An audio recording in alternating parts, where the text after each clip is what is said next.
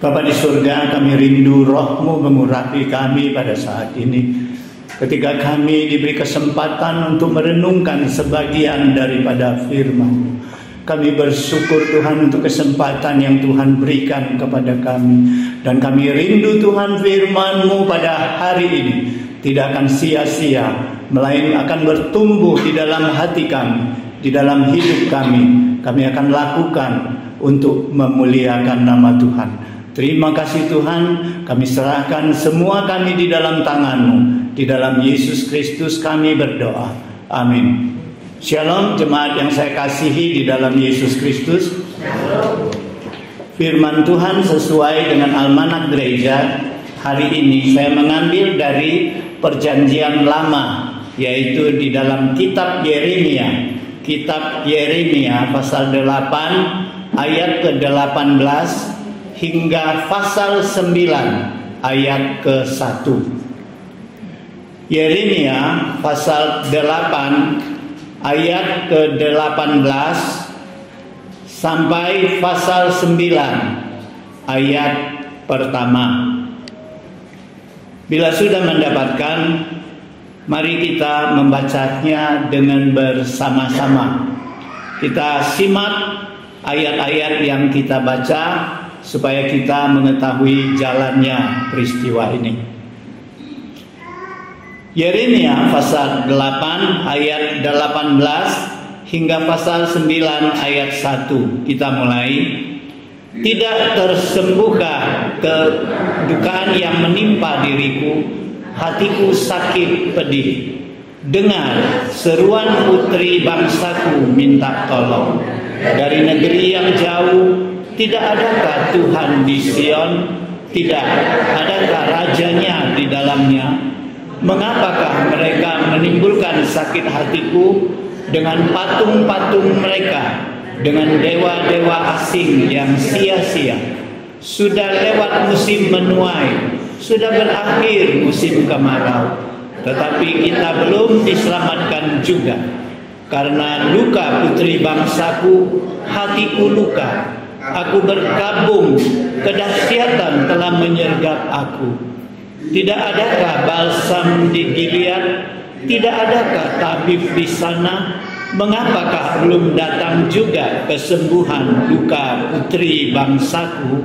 Sekiranya kepalaku penuh air dan mataku jadi pancuran air mata, maka siang malam aku akan menangisi orang-orang putri bangsaku yang terbunuh. Sekian pembacaan kita pada hari ini. Nah, jemaat yang saya kasihi, bila kita merenungkan dan menghayati pembacaan kita hari ini, maka kita akan merasakan ada semacam suasana kedukaan yang sangat berat bagi Yeremia. Kenapa Yeremia berduka sehingga begitu berat kedukaannya? Dia menulis di dalam ratapannya di dalam Alkitab. Nah, saudara sekalian, Yeremia bukan menangisi dirinya sendiri. Dia bukanlah tipe hamba Tuhan yang cengeng, tidak. Dia adalah hamba Tuhan yang tegar. Tetapi kenapa dia menangis? Kenapa dia meratap? Sehingga di dalam kitab Alkitab itu kitab ratapan disinyalir dan dianggap adalah tulisan daripada Yeremia sendiri. Ternyata Yeremia berduka bukan karena dirinya sendiri, tetapi dia berduka untuk bangsanya, untuk saudara-saudaranya yang dia sebut putri bangsaku. Saudara sekalian, karena apa? Karena Yeremia tahu bahwa sebentar lagi kerajaan Yehuda, bangsa Yehuda yang dia cintai, akan dihukum oleh Tuhan. Tuhan akan menghancurkan kerajaan Yehuda. Tuhan akan menyerahkan mereka kepada kerajaan Babel. Nah, saudara sekalian, untuk itulah Yeremia berseru supaya bangsanya bertobat. Saudara sekalian, ada seorang dokter, dia mempunyai seorang pasien. Pasiennya ini adalah keluarga, familinya sendiri. Ternyata setelah diperiksa, pasien ini mengidap satu penyakit yang mematikan. Saudara sekalian, dokter ini masih bersyukur karena masih ada obat yang dapat mengobati penyakit pasiennya ini. Sehingga dia menganjurkan kepada pasien ini untuk menggunakan obat itu dan melakukan pengobatan yang rutin. Tetapi apa mau dikata, pasien ini menolak pengobatan. Dia tetap menganggap dia tidak sakit. Dia anggap dia baik-baik saja. Sehingga dia menolak anjuran dokter ini. Dokter ini merasa kesal. Dokter ini sudah berusaha menasehati. Dokter ini sudah berusaha mengingatkan kepadanya. Tetapi dia tetap menganggap bahwa dia sehat. Dia tidak perlu diobati. Nah, saudara sekalian, dari hari ke hari dokter ini melihat bahwa pasien ini sedang melangkah menuju kepada kematian. Saudara sekalian, demikianlah saudara sekalian situasi hati Yeremia pada saat itu melihat bangsanya, bangsa dia cintai, dari hari ke hari menuju kehancuran yang sudah dirancangkan oleh Tuhan. Karena apa? Karena dosa mereka. Saudara sekalian, saya jadi ingat ada suku tertentu di dalam kalangan orang Tionghoa. Suku tertentu ini bila ada kedukaan di rumah tangganya, mereka menyewa orang yang khusus meratap. Orang yang meratap ini biasanya adalah ibu-ibu setengah bayar. Nah, tugasnya adalah duduk di pinggir peti jenazah dari pagi, malam, siang. Dia harus meratap menangis sampai jenazah itu dikuburkan, baru selesai tugasnya. Dia disewa, dia dibayar. Saudara sekalian, begitu hebatnya inang ini, ya, dia bisa meratap sehingga suasana di dalam rumah duka itu penuh dengan suasana kedukaan. Itulah tujuan tuan rumah, supaya orang tahu bahwa mereka kehilangan saudaranya, kehilangan kekasihnya di rumah tangga ini, mereka berduka. Sehingga kalau kita dengar ratapan itu, hati kita juga bisa terenyuh, bisa terbawa arus kedukaan yang dibawa oleh inang ratap ini. Padahal kita tahu ratapannya itu dibuat-buat, ratapannya itu bukan yang asli. Saudara sekalian, lain dengan ratapan Yeremia. Yeremia yang kita baca ini, Yeremia tidak buat-buat di dalam ratapannya. Ratapannya, tangisannya benar-benar keluar dari sanubarinya yang terdalam untuk bangsa yang dia cintai. Dia ungkapkan di dalam ayat 18 dan 19, dia katakan, tidak tersembuhkan kedukaan yang menimpa diriku. Dia anggap kedukaannya itu nggak bisa disembuhkan lagi. Suatu penyakit yang sudah mengakar, nggak bisa disembuhkan. Hatiku sakit pedih mendengar seruan putri bangsaku minta tolong. Saudara sekalian, dia membayangkan nanti di dalam pembuangan di Babel, bangsa yang dia cinta itu akan berseru minta tolong, dan itu akan menyayat isi hatinya, menghayat hatinya, merasa pedih. Saudara sekalian, karena luka putri bangsaku, hatiku terluka. Saudara sekalian, dia menganggap bahwa kepedihan yang dialami oleh bangsanya merupakan kepedihan dirinya sendiri. Aku berkabung, katanya, kedahsyatan telah menyergap aku. Saudara sekalian, yang lebih membuat Yeremia ini berduka karena apa? Karena dia tahu sebenarnya bangsanya ini bisa terluput daripada hukuman Tuhan asal mereka mau bertobat, asal mereka mau berbalik kepada Tuhan. Tuhan akan memulihkan mereka, Tuhan akan mencabut hukumannya. Tetapi bangsanya merasa mereka sehat, mereka tidak butuh ditolong, mereka tidak butuh bertobat dan kembali kepada Tuhan. Saudara sekalian, sampai di sini pertanyaan kepada kita. Adakah kepekaan hati kita seperti Yeremia? Kita peka terhadap dosa-dosa yang ada di sekitar kita. Apakah kita melihat dosa-dosa itu sudah terbiasa sehingga kita biarkan? Akhirnya kita anggap, oh itu wajar, itu dunia. Dunia memang penuh dosa. Kita biarkan dosa itu membiak dan berkembang. Atau kita seperti Yeremia, kita merasa sakit, kita merasa peduli, kita merasa dosa ini harus diatasi. Saudara sekalian, apakah kita mempunyai kepekaan ketika kita melihat seseorang sedang menuju kepada kebinasaan karena dosanya? Apakah kita biarkan dia terus berjalan menuju kebinasaan itu? Nah, saudara sekalian, kita harus memiliki kepekaan seperti Yeremia. Inilah firman Tuhan tuntut kepada kita. Kita harus memiliki kepekaan terhadap dosa-dosa yang ada di sekitar kita. Dan kita harus berdoa, mendoakan mereka minimal. Bahkan kita harus mencucurkan air mata untuk berdoa, mendoakan mereka, menyerukan suara kepada mereka agar mereka mau bertobat dan balik kepada Tuhan, agar mereka boleh diselamatkan seperti kita. Saudara sekalian, di dalam ayat 19 dan 20 di situ dikatakan, bukankah Tuhan ada di Sion? Mengapa mereka tidak ditolong kalau Tuhan ada di Sion? Saudara sekalian, ini adalah seruan yang dibayang oleh Yeremia ketika bangsa itu dijajah, ketika bangsa itu dibuang nanti di Babel. Mereka akan berseru, mereka baru akan bersadar di situ, mereka baru akan menyeru kepada Tuhan, Tuhan, bukankah di Sion itu ada Tuhan? Sion itu adalah lambang Yerusalem.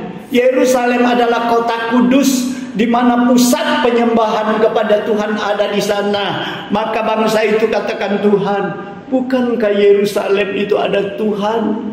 Kenapa sampai sekarang Tuhan tidak menolong kami? Saudara sekalian, ini seruan suatu penyesalan bangsa itu yang sudah dibayangkan oleh Yeremia. Lalu apa yang dijawab oleh Tuhan? Karena kamu telah menyakiti hatiku, karena kamu menyembah berhala, karena dewa-dewa patung-patung itu menjadi sembahan kamu. Saudara sekalian, Tuhan telah menunjukkan kepada mereka dosa mereka. Kenapa Tuhan jadi sakit hati?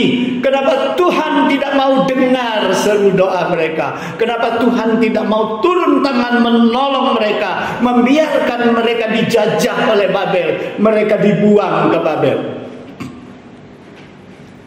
Nah, saudara sekalian, saya jadi ingat di dalam Yesaya mengatakan demikian.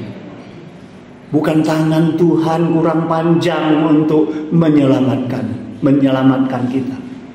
Bukan telinga Tuhan sudah tuli tidak mendengar seruan kita. Semua penyebabnya adalah karena dosa dan kejahatan yang kita lakukan. Itulah merupakan pemisah antara kita dengan Allah.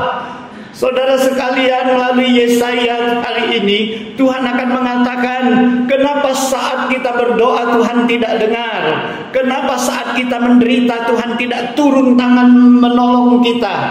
Itu karena dosa dan kejahatan yang telah membuat kita terpisah daripada Tuhan. Saudara sekalian, mungkin kita akan berkata, ya, Tuhan Yesus cuma bisa mengajar kita. Mengajar apa? Oh, kamu harus mengasihi musuhmu, mendoakan mereka yang menganiaya kamu. Saudara sekalian, kok Tuhan begitu mudah sakit hati sih? Bangsanya menyembah berhala, Tuhan sakit hati, sehingga Tuhan jatuhkan hukuman kepada bangsa ini. Saudara sekalian, apakah Tuhan begitu? Apakah Tuhan tidak punya alasan untuk membela dirinya? Saudara sekalian, Tuhan tidak hanya bisa mengajar, tetapi Tuhan tidak bisa melakukan. Kenapa? Apa sebabnya? Mari kita lihat kenapa Tuhan jadi sakit hati, kenapa Tuhan menjatuhkan hukuman kepada mereka. Satu, kita lihat penyembahan berhala adalah salah satu hukum dari 10 hukum Allah. Begitu pertama Tuhan sudah katakan jangan kamu buat patung-patung apapun dan kamu sembah, karena aku Allah yang cemburuan. Oke, itu satu. Ya, ketika kita melanggar Tuhan sakit hati, karena Tuhan bilang akulah Allah yang cemburuan. Saudara sekalian, ya kita tuduh Tuhan nih, kau ini pencemburu, kamu udah sakit hati. Tetapi apa alasannya? Kita baca selanjutnya di dalam ayat ke-20 di situ mengatakan sudah lewat musim menuai, sudah berakhir musim kemarau, tetapi kita belum juga diselamatkan. Nah, saudara sekalian, apa artinya di sini? Kita tahu pagar alam kalau musim menuai kopi itu bulan-bulan apa? Bulan-bulan 6, 5, 6, 7, 8. Ada nggak musim kopi itu panennya bulan 12? Ada, tapi itu panennya selang, bukan panen agung. Nah, bulan 6, bulan 7, bulan 8 itu adalah musim kemarau, musim panas. Nah, saudara sekalian, selalu di musim semi, musim hujan orang bercocok tanam. Kemudian nanti musim panas, musim menuai. Jadi saudara sekalian, ketika musim menuai itu adalah musim kemarau. Saudara sekalian, di sini kenapa mengatakan sudah lewat musim menuai, sudah lewat dan sudah berakhir musim kemarau? Di sini Alkitab, Tuhan melalui firman Tuhan ini mau menyatakan kepada kita bahwa bila kita ingin menuai sesuatu hasil tanaman kita, itu adalah pada musim menuai. Lewat musim menuai, kita tidak bisa menuai apa-apa lagi. Lewat musim panas itu sudah lewat, itu hanya musim gugur dan musim hujan. Nah, saudara sekalian, di sini mengatakan, Tuhan itu mengatakan apa? Aku sudah beri kesempatan kepadamu untuk bertobat melalui nabiku, melalui Yeremia, melalui utusanku, supaya berseru menegur kamu, kembalilah biar aku pulihkan kepada kamu. Tetapi kamu lalai, kamu menolak, kamu biarkan kesempatan itu berlalu. Jadi siapa yang salah? Inilah alasan kenapa Tuhan jatuhkan hukuman. Bukan hanya sakit hati. Sakit hati karena Tuhan cinta kepada orang yang dia cintai. Dan Tuhan mengharapkan orang yang dia cintai itu juga mengasihi dia. Ini wajar. Ini wajar. Tetapi yang Tuhan tekankan adalah, aku beri kamu kesempatan bertobat, tetapi kamu sudah biarkan itu berlalu. Nah, saudara sekalian, saya jadi teringat ada perumpamaan yang Yesus berikan. Ada 10 anak darah yang menjemput mempelai. Saudara sekalian, yang 5 menyiapkan minyak serepnya, tetapi yang 5 tidak menyiapkan cadangan minyaknya. Ketika mempelai sampai, 5 ini berhasil mendampingi mempelai masuk ke perjamuan, tetapi 5 ini sibuk cari minyak. Setelah mereka dapat minyak, mereka datang. Pintu perjamuan sudah tertutup. Apa kata Tuhan? Kamu sudah terlambat. Saudara sekalian, keterlambatan itu membuat orang dibuang oleh Tuhan. Bukan karena salah Tuhan, karena dia telah melalaikan kesempatan yang Tuhan berikan. Jadi hari ini firman Tuhan mengajarkan kepada kita, jangan ada berhala-berhala yang membuat kita pisah dengan Tuhan. Jangan karena berhala-berhala di dunia ini membuat hati kita tinggalkan Tuhan, membuat kita melalaikan kesempatan yang Tuhan berikan kepada kita. Berhala itu bisa berupa uang, bisa berupa kekayaan. Ada orang karena uang, karena memburu kekayaan, dia tidak peduli keselamatan dirinya. Dia tidak peduli mau ibadah. Dia tidak peduli lagi berdoa kepada Tuhan. Saudara sekalian, uang jadi berhalanya. Kedudukan, nama, kesenangan dunia, itu semua bisa menjadi berhala bagi kita. Bahkan anak kita pun bisa jadi berhala bagi kita. Waktu belum punya anak, mohon Tuhan beri aku anak. Waktu sudah ada anak, enggak ibadah, alasannya apa? Aku urus anak, enggak punya waktu ibadah. Saudara sekalian, anak bisa jadi berhala, pekerjaan bisa jadi berhala, harta bisa jadi berhala, kesenangan dunia bisa jadi berhala. Hari ini selidikilah, jangan ada berhala di dunia ini membuat kita terpisah dengan Tuhan. Jangan karena berhala kita lepaskan kesempatan yang Tuhan berikan kepada kita untuk kita berkenan dan selamat di dalamnya. Saudara sekalian, ayat ke-22 di situ dikatakan, tidak adakah balsem di Gilead? Tidak adakah tabib di sana? Saudara sekalian, saya juga bingung ya cari data-data balsem di Gilead. Kenapa?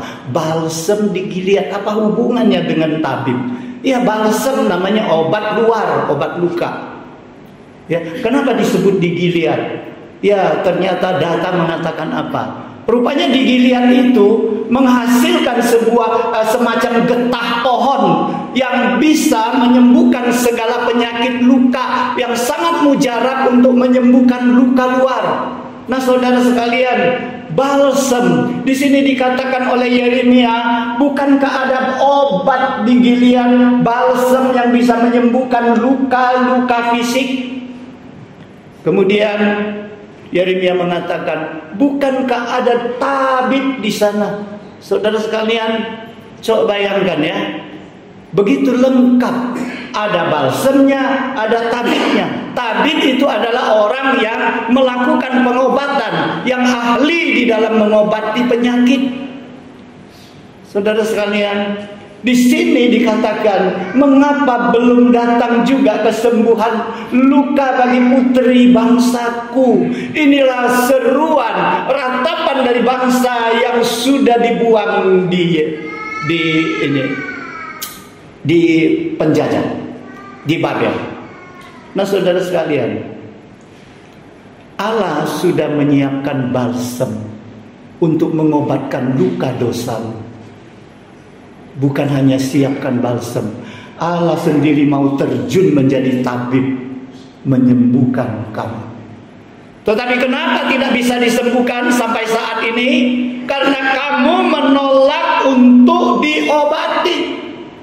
Inilah yang dikatakan, kenapa ada tabib, ada balsem, tetapi sampai saat ini kami belum juga diselamatkan. Saudara sekalian, hari ini Tuhan sudah siapkan firman-Nya untuk kita, untuk kita baca, untuk kita lakukan. Firman Tuhan itu memberikan kita kekuatan, pedoman hidup. Bukan itu saja, Tuhan tidak hanya memberikan pengajaran, tetapi Tuhan terjun sebagai Tuhan menyertai kita dengan roh-Nya yang kudus. Dia akan menyembuhkan kita bila kita sedang ada di dalam sakit penyakit. Dalam keadaan sakit penyakit rohani, Tuhan terjun sendiri sebagai tabib. Tuhan menggunakan firman-Nya untuk menyembuhkan kita sebagai balsem di Gilead. Saudara sekalian, begitu cinta kasih Tuhan kepada kita. Tetapi apakah kita seperti bangsa Israel pada saat itu? Kita menolak pengobatan. Nggak mau, aku sehat, nggak mau diobati.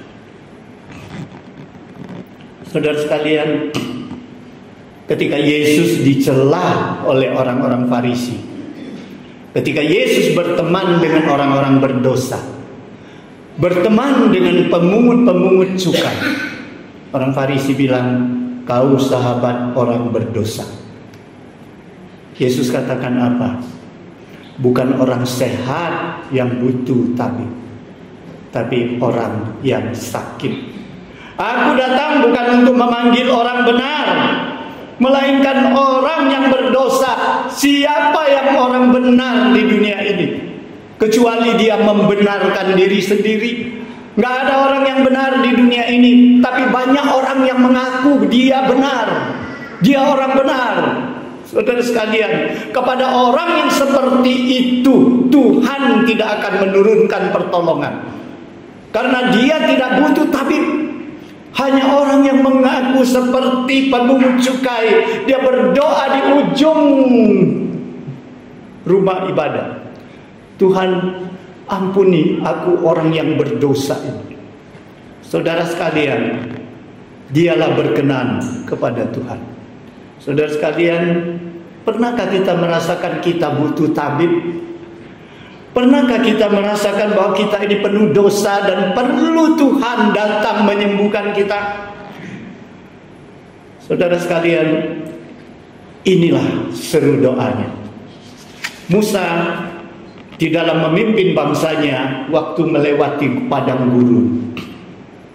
Menjelang Musa mau pisah dengan bangsanya, Musa mengumpulkan bangsanya dan berkata, jika kamu sungguh-sungguh mendengarkan suara Tuhan Allahmu dan melakukan apa yang benar di matanya dan memasang telingamu kepada perintah-perintahnya dan tetap mengikuti segala ketetapannya, maka aku tidak akan menimpahkan kepadamu penyakit manapun yang telah kutimpahkan kepada orang Mesir, sebab aku Tuhanlah yang menyembuhkan engkau.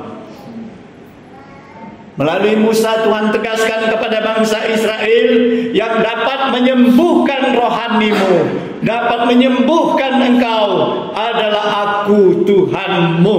Jadi satu-satunya jalan untuk memulihkan kita di dalam segala kehidupan kita yang ada di dalam dosa, hanya Tuhan sebagai tabib yang ajaib, tabib yang sejati.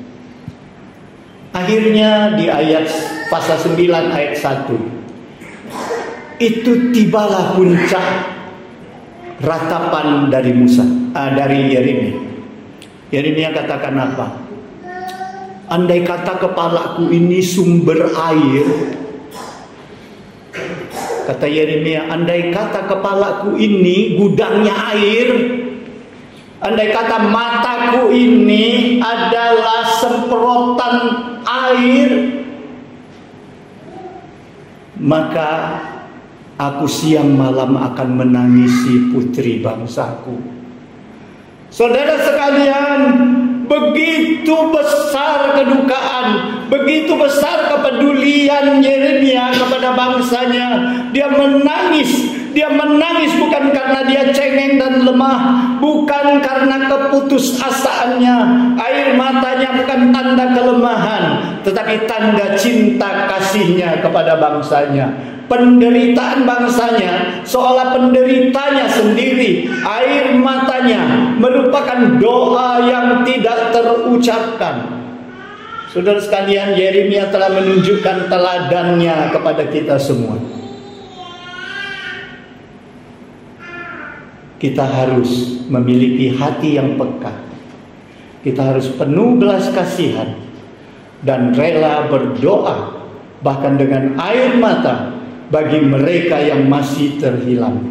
Baik itu anggota keluarga kita, baik itu ada orang-orang yang di sekitar kita, baik kepada orang-orang yang kita kenal.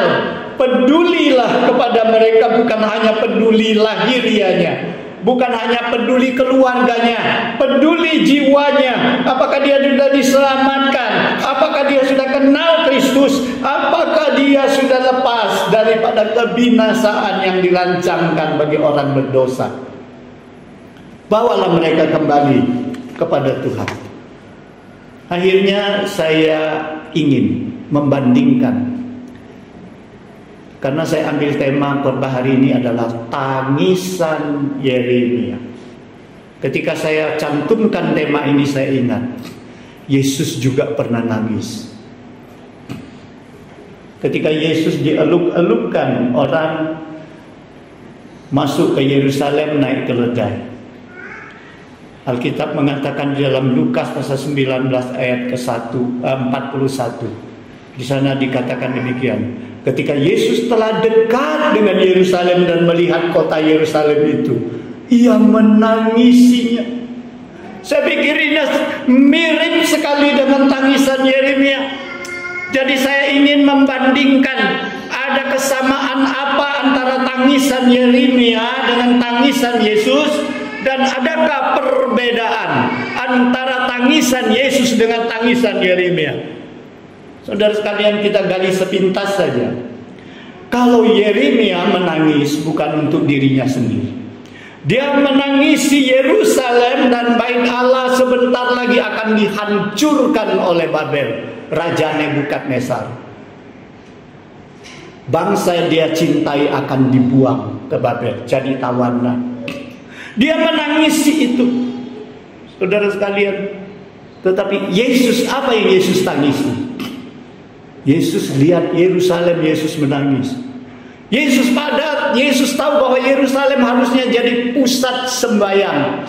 Yesus tahu bahwa Yerusalem harusnya pusat orang-orang yang suci di situ.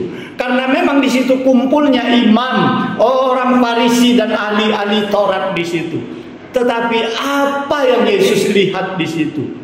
Orang-orang yang munafik, orang-orang yang menolak dia, padahal dia datang sebagai Mesias yang diutus Allah, tetapi mereka menolak dia. Yerusalem menolak dia, bait Allah menolak dia. Saudara sekalian, Yesus menangisi karena apa? Yesus tahu 70 tahun lagi di sini akan jadi rata bumi. Bait suci Yerusalem akan dihancurkan oleh Roma. Saudara sekalian, di situ dikatakan tidak ada satu batu pun terletak di atas batu yang lain.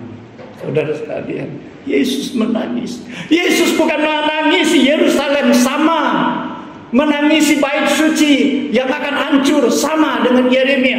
Yesus menangisi bangsanya yang menolak dia sebagai Mesias, sama dengan Yeremia. Jadi sama, tangisan Yesus dengan Yeremia sama. Saudara sekalian, ada nggak bedanya? Beda.